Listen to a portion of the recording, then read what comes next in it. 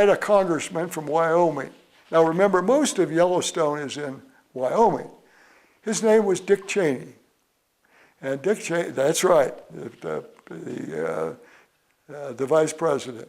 But he was not always that. He was a congressman from Wyoming. And he was a friend of the park. And he never ever came at me in any voice of anger or anything. He didn't always agree with you.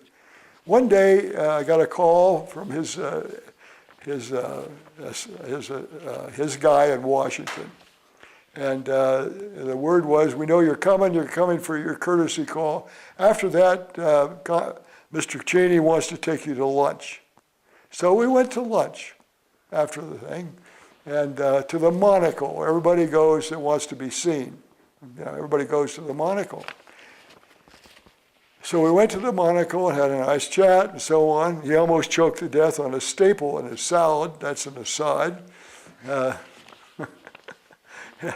And I said, "Aren't you going to say something about the..." He had a staple, and I was worried about choking to death.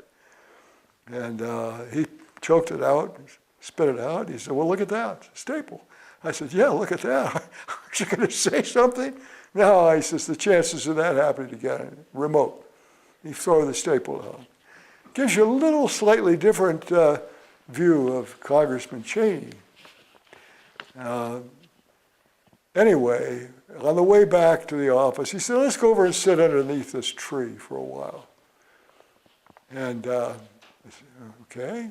So we went over and sat down underneath the tree. He said, look me right in the eye. And he said, "Bob, I want to talk to you about wolves." And I said to him, somehow I knew that subject would come up.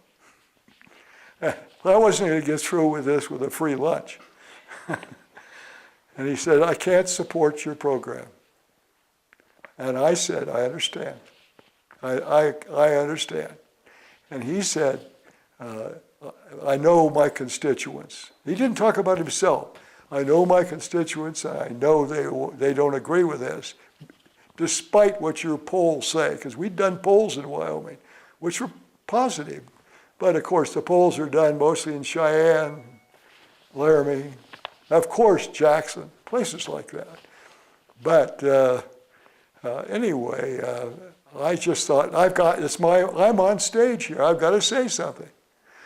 So I looked him right in the eye, and I said, "You know we're going to persist."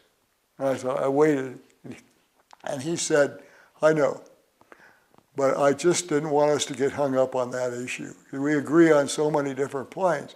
But you see, that's Dick Cheney. Now, of course, with a more recent background, people say, "Oh my God, this guy's," you know.